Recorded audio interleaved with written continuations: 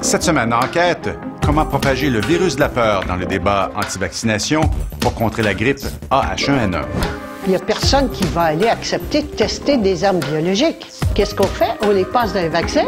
Il faut réduire la population à 500 millions. J'ai vu des cercueils.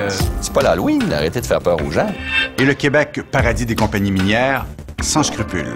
Faire une mine à ciel ouvert dans une ville, c'est un désastre au niveau écologique. L'industrie minière, elle n'est pas gérée du tout. Elle fait ce qu'elle veut.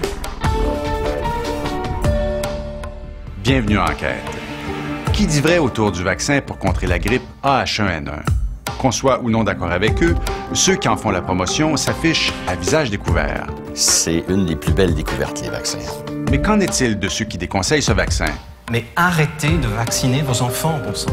Qui donc se cache derrière leur campagne? J'ai envoyé mon mail à 5000 personnes. Enquête sur un mouvement et ses liens avec l'inquiétante biologie totale.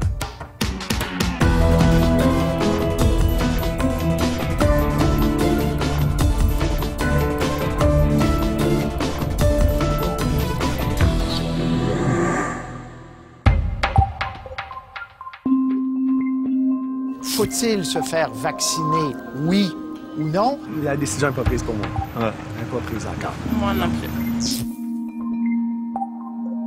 Il y a une théorie qui stipule que le vaccin est dangereux, que c'est une conspiration des autorités et des entreprises pharmaceutiques. Donc, pas de vaccin pour vous cette année, pas pour la grippe. Non. Mais pour les autres, rougeole, rubéole, etc., votre enfant, est-ce qu'il a été vacciné? Même pas. Non plus. Et il n'est pas malade du tout. Ce n'est pas nouveau que la vaccination soulève la controverse, mais le mouvement a pris plus d'ampleur avec la grippe AH1N1. Si même la communauté médicale est divisée, est-ce qu'il n'y a pas un sacré problème? On va voir en temps et lieu. Là. On va aller chez le médecin avant voir qu'est-ce qu'on conseille le plus. C'est pas juste une grippe de 5 jours, c'est une grippe qui peut être violente. Québec aurait du mal à faire entendre son message à cause de toutes ces critiques et ces théories de complot qu'on entend, vous savez bien, un peu partout. Et avec la H1N1, ça vous fait pas plus peur? Non. J'ai découvert que les vaccins sont totalement inefficaces et parfaitement dangereux. Qui peut-on croire? Et peut-être surtout, de qui faut-il se méfier? Ça me fait vraiment peur avec ce que j'ai vu dernièrement. Un nouveau groupe tente de mettre la population en garde. La Fondation pour la liberté de choix en santé estime que les vaccins peuvent être dangereux. La population n'est pas dupe. Si on impose un tel vaccin, il va y avoir révolte. Quels intérêts se cachent derrière le discours des opposants à la vaccination? Qui sont ces gens qui propagent le virus de la peur?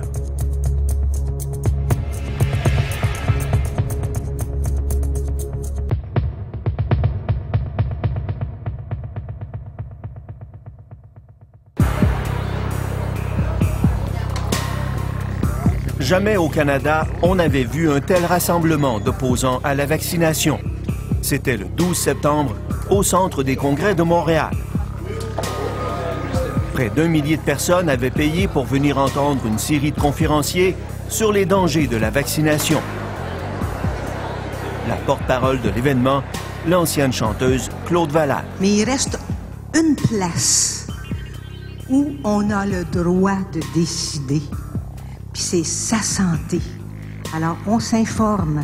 Si le principe à défendre, c'est la liberté de choix, le principal outil, c'est la peur. Quand même pas pire. Les Allemands faisaient ça à la Deuxième Guerre mondiale, puis on n'a pas aimé ça. T'sais, ils attachaient le monde, puis ils piquaient. On n'a pas aimé ça. On a des souvenirs de ça. L'avocat Jean Dury est l'expert juridique retenu par les organisateurs. Selon lui, les gouvernements occidentaux planifient une campagne de vaccination qui deviendra bientôt obligatoire. Il appelle à préparer tout de suite la résistance civile. Parce que tu peux pas donner à aucune personne à l'extérieur le pouvoir de décider de ta crise de vie. C'est ça le problème. C'est ça le problème. Personne! Personne! Vrai, la loi québécoise sur la santé publique prévoit qu'en cas d'urgence sanitaire, le gouvernement peut ordonner la vaccination obligatoire. Et pour Jean Dury, si la loi existe, c'est pour servir. Parce qu'on n'aura pas le temps quand ils vont déclarer l'état d'urgence. Mais l'urgence sanitaire est un scénario catastrophe, affirme le directeur de la santé publique. Jamais pour une grippe, aussi violente soit-elle. Il n'y aura pas de campagne de vaccination obligatoire. Il n'y a pas de vaccin obligatoire.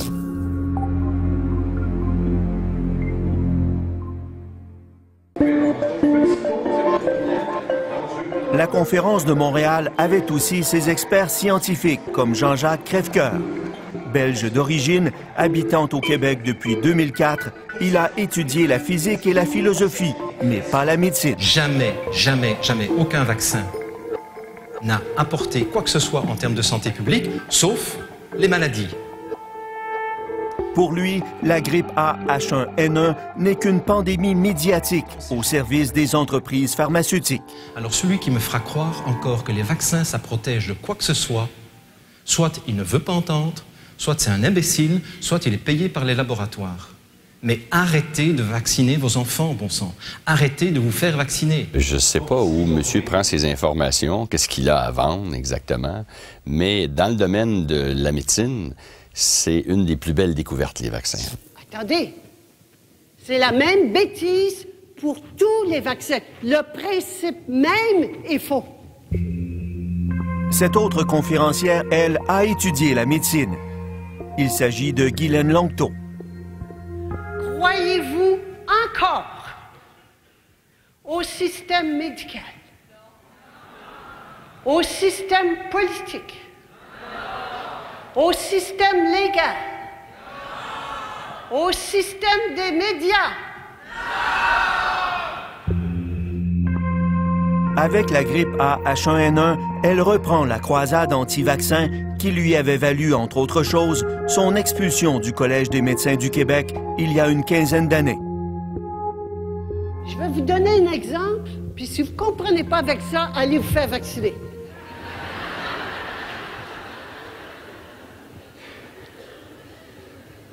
J'ai une fille, j'ai peur qu'elle soit violée. Je vais donc l'immuniser, je vais lui faire un petit viol atténué.